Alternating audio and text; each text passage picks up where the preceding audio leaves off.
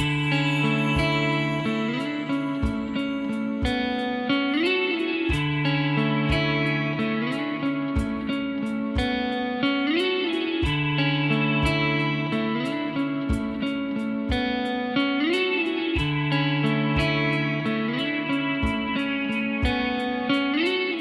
right, everyone, welcome back to Uncommon Ground.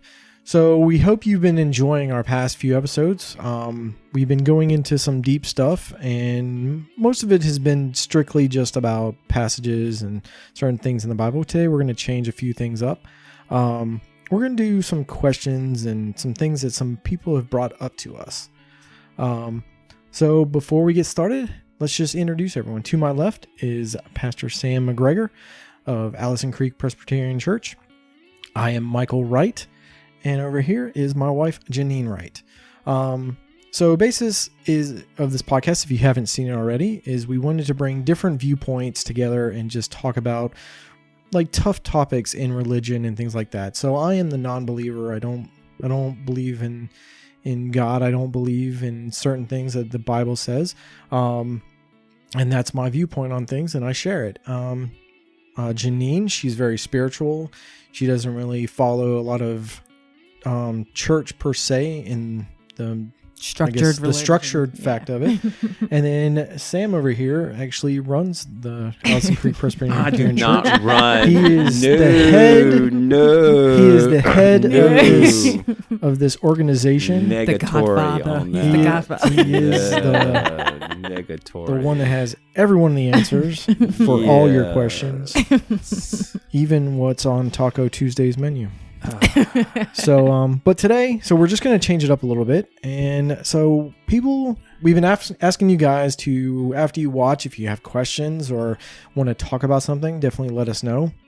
And we actually have had a few people watch and want to know different thoughts. And so I have not seen these beforehand, so I'm a little nervous about this. Well, that's how we get the honest responses. Okay. You can't think about it. We were talking about Genesis. We were starting from the beginning, and we're still kind of just still in the beginning. Everyone seems to have a lot of questions based on everything having to do with Adam and Eve.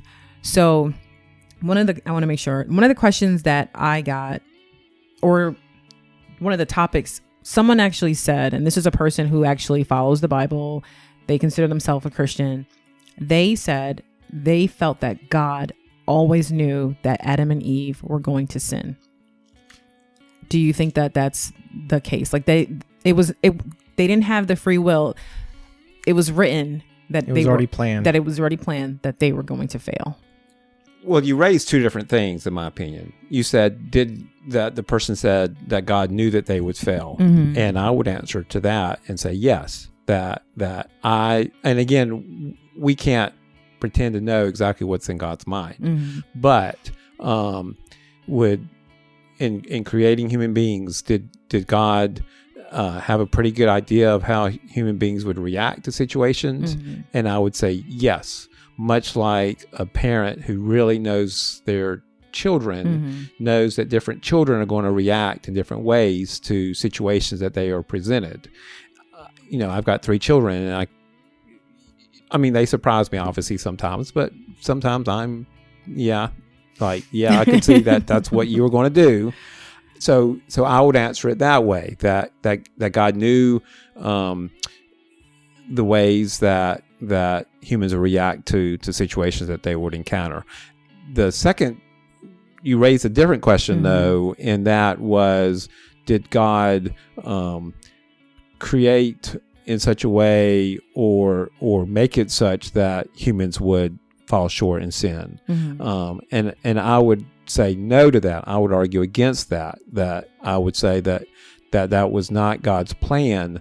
But did God expect it to happen? Yes, but not because God said you are going to fail. Now that can be challenged, I know, because in our previous podcast we looked at the story of Pharaoh, who God hardened his heart, and so the text says that God made him work against God's plan. So, but that's where I come out on it. But I think you could argue differently on that one. Yeah, I would say I could argue against that, just for the fact of God made the tree for them to not eat from, and that if God knew that they would sin at some point, that he kind of forced their hand to put it in front of them. He kind of laid it up where they would fail. Yeah.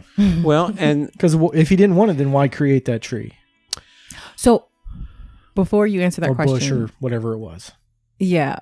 Before you answer that question about the tree, the tree of knowledge, that was another question that I actually had.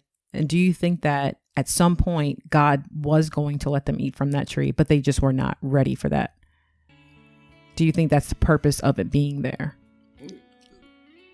I mean, again, I see the story as being played out all the time. Mm-hmm. I don't particularly see this as a historical story. I see this as a parabolic story, a parable, which describes what happens over and over again in the human condition. That we that there are temptations out there that do not lead us closer to God, and we choose those things because we think that will give us what we're looking for, when in fact, I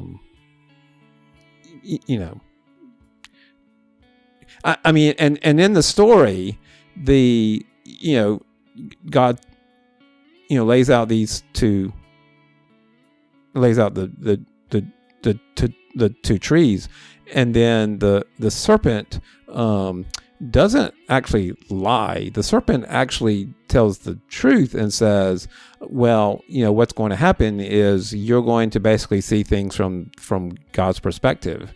And so, whereas before that, they had a vision of paradise, or a vision of seeing things in a certain way, that after they followed that path toward a sinful path, then they saw things that they weren't prepared to see. Mm-hmm. Yeah. So basically, it was sparking their curiosity that they didn't really, because if everything was already fine, but yeah, he didn't have to lie and say, oh, well, it's going to make you do this or do that. It was exactly what it was. It was like, this is what's going to happen. But so it sparked their curiosity. Right. The serpent never lied to them. The serpent was said, this is, what will happen if you do that. And it's this story reflects how human beings are never satisfied. Mm-hmm. We can have everything that we could possibly need, but we're never satisfied. We're always looking for something more than what God provides all of our needs. So that's basically an original flaw of ours. I feel like that's a flaw, because they were that way even before, they sinned. So that was a flaw, that satisfaction was never gonna be, fulfilled. That's how I would see it. Because if they had everything and they had this amazing, relationship with God, and they had everything they needed, why did they still want more? So I feel like that's a flaw that's probably been, made in us or instilled in us. I mean, don't you see that? I mean, in your experience, Janine and Mike, do you see that played out over and over again, where people have everything that they need, but yet they still are never satisfied? Oh yeah, and some people will even do stupid things and jeopardize losing everything they have. Correct. Just to get more. And that's the thing that's also like a foolish thing to do. It's like you have so much, but you're going to do like criminal acts or something like that, or like infidelity. We'll say that you have a great family and you're coming home and your spouse is there, your kids are there, and then you want something else, and then you lose everything because of that, one selfish thing. So, but it seems like it's a flaw. Like it was a flaw that was put in our in our system, I guess, or something. Which again, where we plan to fail. And that's the thing. So were we made, with flaws already, and maybe the whole thing of being made, flawless or perfect or something was never the fact. And then that's the reason why the sin happened, because we were made incorrect. He should have went back to the board. Well, I mean, the first story says that, through each of the things that God created, God said, this is good. Mm-hmm. And then when God created human beings, God said, this is very good. God did not say this is perfect. Mm-hmm. God said, this is very good. And I think when we lose sight of beauty within ourselves, that's when we gravitate towards those things that we think will satisfy that hole in our heart or soul, or however you want to describe that. So, with that being said, though, real quick, do you think that God You just never the real quick. Real You don't have a real quick me. So, do you think that God maybe just was kind of slacking? Like, if it was just good, because I remember growing up, I was always taught that you should strive for excellence. Mm-hmm. And if he wasn't striving for excellence, and he was just like, "This is good, I'll leave this right here," do you think he would just not go into his full potential? So you're assuming that human beings are not made excellently. Is that your argument then? No, my argument is that God was slacking when he made everything because it was just good. It was just very good. It wasn't excellent. This is, like, why didn't he go like, you know what? This is excellent. I made the best human ever, and I'm going to spread this human everywhere. Well, the text says made very good. That human beings were made. That humans are more than everything else. That they are very good compared to everything else being good. Now, it's about terminology. It's about interpretation of the Hebrew language about, good or very good. I mean, it's, the description of human beings is that it's superlative to everything else that God has made.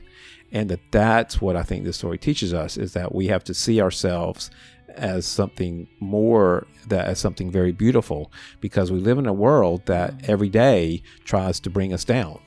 I mean, tries to make us like everybody else. And the story teaches us that we are all unique and made beautifully. And when we lose sight of that, that's when we gravitate towards things that are not good for us.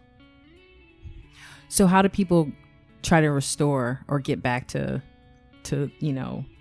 getting rid of, because it seems like we're in a world now the way it was like with a million serpents constantly, trying to tempt people and, make them curious about things. So how do people get back to, I guess, finding their, balancing themselves or getting their relationship with God back? How do people do that? How would you answer that?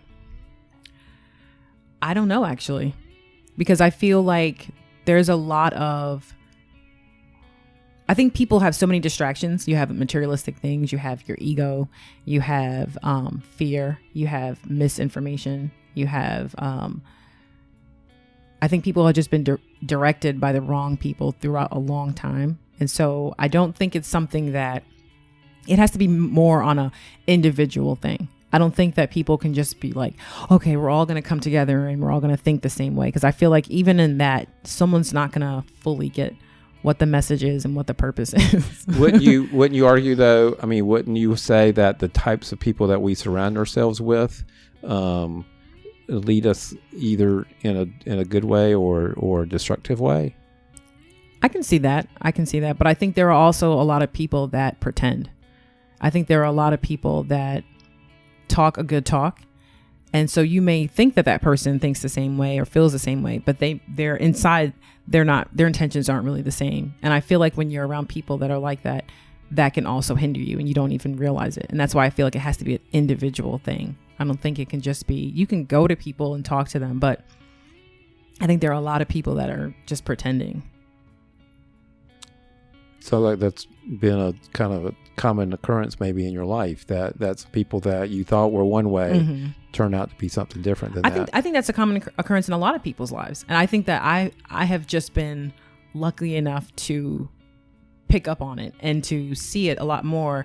So it's been something that I can pick up on. Whereas I think a lot of people, they just don't realize that they're probably, associated with people who say one thing and they can speak a really good game, but they're not really. So with what you're saying, I think the biggest issue and the reason or the way to bring people together, even if it's not like to bring people to God, but just to bring people together as a whole, is about honesty. And I feel like that's where we don't have it, because you're talking about like people who are trying to like have different views and something like that. And you're saying that you're bringing people together that, that, are they going to bring you up or tear you down?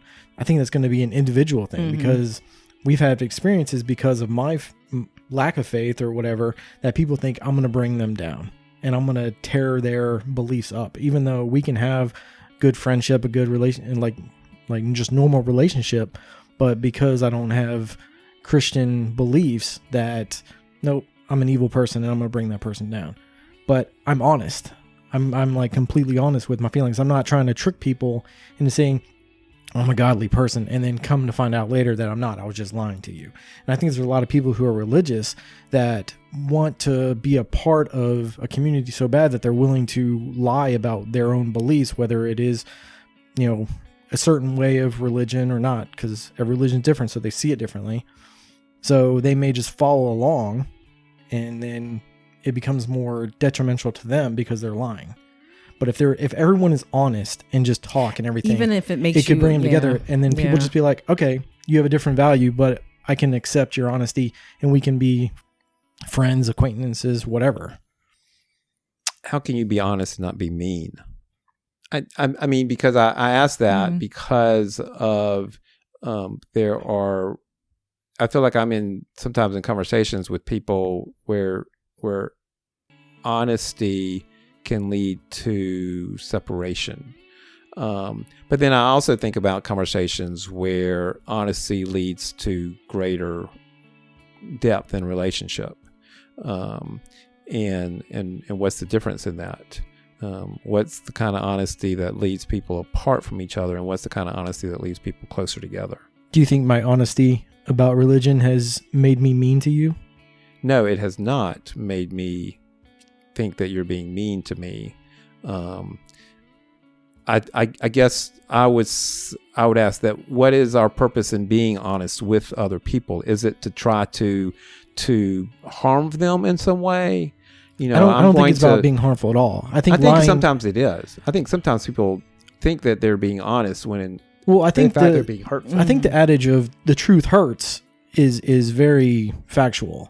But I think that's something in someone that they take it amongst themselves to make it hurt them. Instead of just being like, you know what, that they were truthful to me and that's the way they see it. And it kind of hurt, but you know what, I'm going to change like my thought on that could be hurtful. Because I think that's what it is.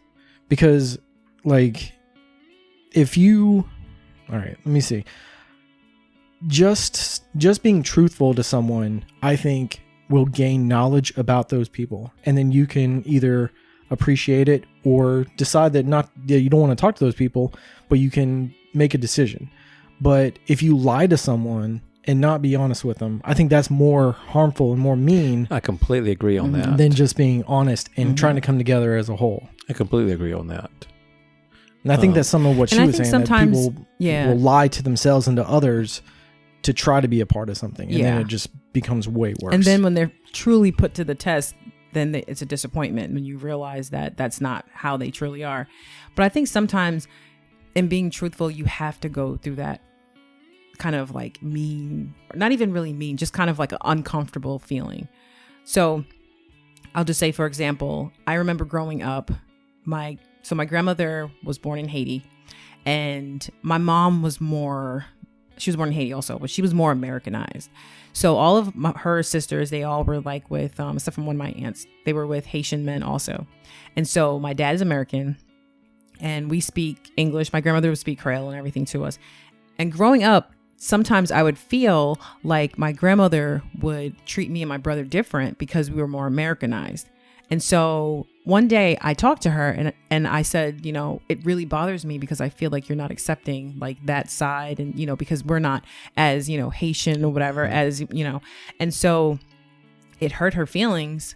But I feel like after I had that conversation with her, we're closer than we've ever been. And I feel like I can go to her and I can talk to her about anything. I can be honest as possible because I know that now I've broke that thing that, you know, it was something that threw her off guard, but it was something where she felt happy that I came to her and said, okay, this is how you feel. It hurt my feelings, but now I understand. I'll take note to that. And so that built that relationship.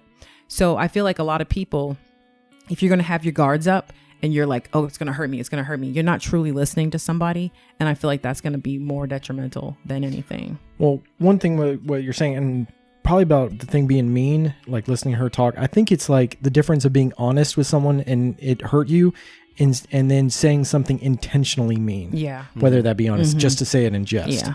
You know, because we can all be mean with our words. Oh, yeah. Like you can really be. I've met people that it's probably how they can you say it. something and it's like, wow, that hurt more than, you know, if you like stab me or something. So I think it is how you say it. And also if you're trying to get to a better place. Like I wasn't saying this stuff to my grandmother to make her feel horrible. It was because I want to have a relationship with her. I want to have that honesty and that vulnerableness with her. And I felt like if I had something where I felt like I was being judged or there was a issue in between us, some kind of tension, then I couldn't be that vulnerable, be that comfortableness. So I think you have to have that conversation. But I think a lot of people just don't really want to go that way because they want to say it's mean or whatever. Yeah. Well, and I think that's where being honest with our purpose and what we're coming from, and that's one of the things I think I'm learning, you know, because one of the criticisms I've had in directed towards me in the past is that people said to me they didn't know where I was coming from. You know, why did you say that? Why are you doing that or whatever? And so what I'm learning to try to do better at is to say, okay, you know, for instance, Janine and Mike, you know, we all agree that we want to make this the best podcast possible. So therefore, when this was said, this is how I reacted to that, and I want to air that. I don't have anything in my mind. I was just using that as an example, because you want to help people have a common purpose, and whereas if I come out and say, Janine, you really pissed me off, you're going to get very defensive on that. Rather than, you know, let's try to find, you know, common purpose to move forward, and, you know. So another thing I'm going to switch. Okay. There was something that you were talking about, I believe last weekend, about the rapture and about people talking about that. Do you think that people that are talking about that are holding on to like false hope that something is going to save them from things that are going on in the world right now? Because some people think that the rapture it's going to start and they're just going to go up to heaven and not have to deal with all of the humanly, earthling kind of stuff. Do you think that people are holding on to that as like false hope? I mean, the way you describe it, I wonder if you know, it's a sense of if I believe that the rapture is imminent, then that takes away any responsibility for me to work to create a better world today. You know, that people get fearful, and so they respond to that fear by saying, oh gosh, everything is falling apart, God's coming any day now, and so I don't have any responsibility to fix what's broken around me. How would you respond to that? I mean, I feel like it's a false hope. I think that, but I think my concern is that people have a vision of what the rapture is to them. And I would have to say, based on what I've been hearing from some people, that, and this is all questions that people have come up from watching okay. our podcast. Tell me a real conversation. Yeah. So like my concern about it is they have this vision that they're just going to be taken up to the heaven and that's it. But my question to them, and of course they're like, nope, that's not what it's going to happen, is what if the rapture is not what you make it, or what you believe in your head? What if it's completely different? Because they believe that when it happens, that they're just gonna zap up to heaven, and then everything's gonna be good, and everyone else on people like you are going to get left back. Yeah, I'm gonna get left back and then destroyed by whatever. Left behind. But what if it's a war? What if, like, before you have to go up, suddenly armor is placed upon your body and you have to fight for heaven before you can go up? But like the answer is always nope. I'm gonna get taken up in heavenly robes, and that's what it is. It's very strange. You know, it's not something I think about, honestly. Now, there's some people it consumes them all the time, and you know, I don't spend much time preaching on it. because it's a topic that, and again, the images that people and there's this pre-millennial, post-millennial, where there's 1,000 years of tribulation, and so folks who describe themselves as premillennialists feel like they are taken out before all this 1,000 years of anguish, whereas post-millennialists say that there's 1,000 years of wars, and then the believers are taken up. These come out of the Book of Revelation and what's called apocalyptic literature, which also includes books in the Old Testament like Daniel, and so these were books that were written during periods of great persecution of Christians, and under persecution. I mean, Romans was written during the persecution of Nero and Roman occupation, and so they're in the midst of all the torture that they're experiencing because of their faith. They're given a hope of a future of overcoming that, and so that's what those stories are about to me. It's about God's hope that God always that God wins in the end, and that's what I take away from the Book of Revelation and apocalyptic literature. I don't get wrapped up in, am I going to get taken up before, or is God coming because it's been 1,000 years since whatever date somebody wants to connect it to. I mean, I can understand that, and I think that goes to the whole point of people becoming obsessed with the end and not really focusing on the now, and not like, how about instead of like talking about this is what's going to happen, so I don't really care, I'm going to get pulled up, maybe use the time now to better yourself, better other people, to enjoy life right now, and not just focus on this is what's going to happen and the gloom and doom and all that stuff. And I feel like if you start building up your soul and your spirit now, work on those things and trying to like touch people and make them a better person, so that you can, regardless of what happens, right now is where you are, and that's where you need to try to better and not worry about what's going to happen, because we don't know if that's going to now is real. I think that's a wonderful philosophy, Janine, and more folks need to follow that. Any more questions? You have a wise wife, Michael. I know. Have you always known this? Oh yeah, absolutely. Okay. She reminds you of that all the time. Once she said she was going to marry me, I knew she was wise. Yes, that was the proof of her wisdom. That was when God needed to go back to the board.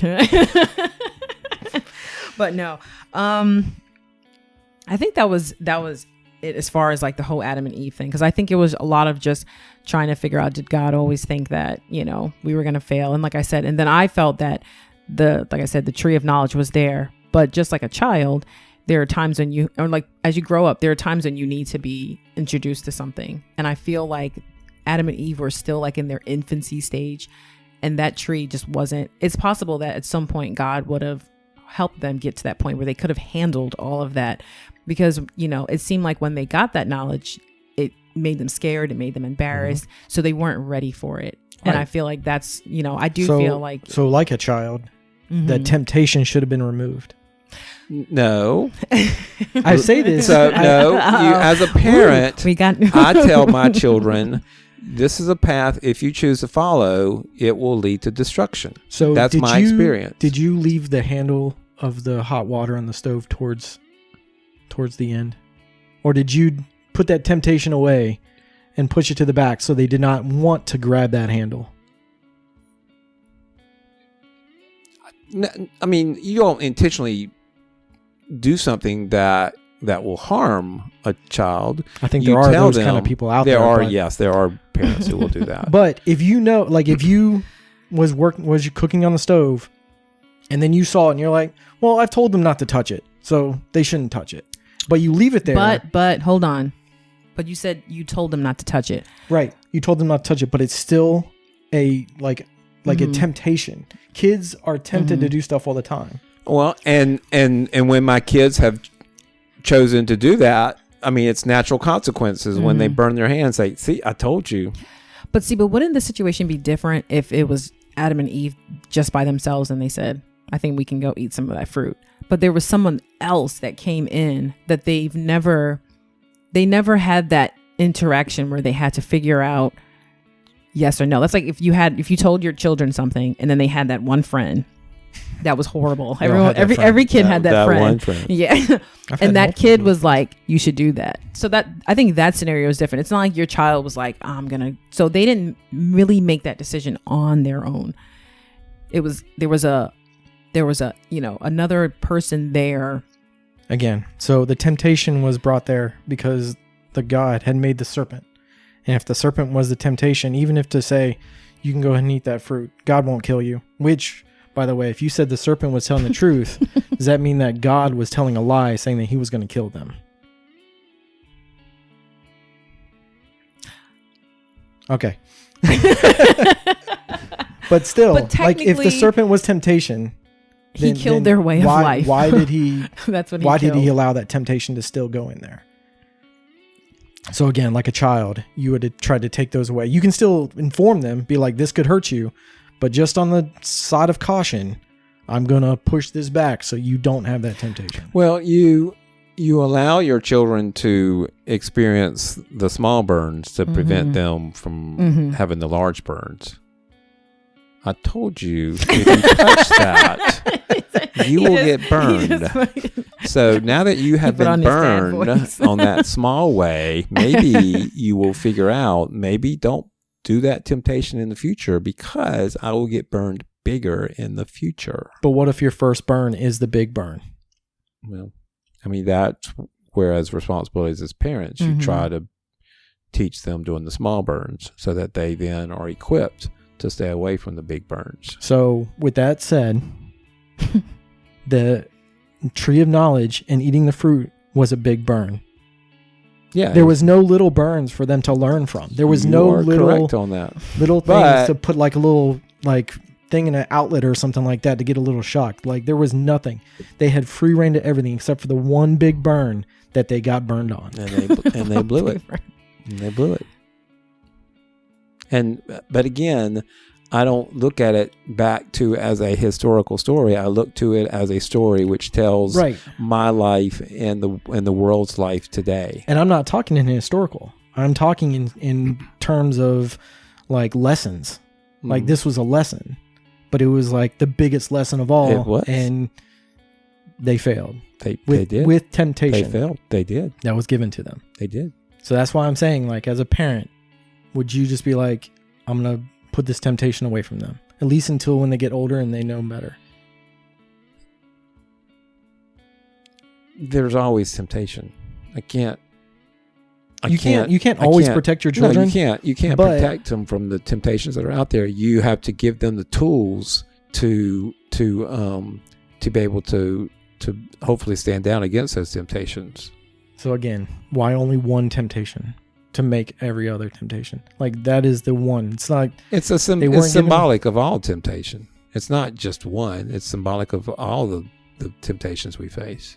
That's what I'm saying. Because we play that story out over and over and over again. Mm-hmm. At least I do. Maybe you don't. Because you're perfect. Isn't that right, Janine? Oh. Yes. Yeah. I was made perfect by my creators, my mom and my dad. We're going to go to his parents on that and make sure we can confirm that. All right. So we'll end on that one. All right, everyone. Hope you enjoyed that. And if you didn't, please send all emails to Sam. Keep those questions coming. Yeah. But again, we hope you enjoyed it. We want you to have conversations with others and with us. Definitely send us your questions, your comments.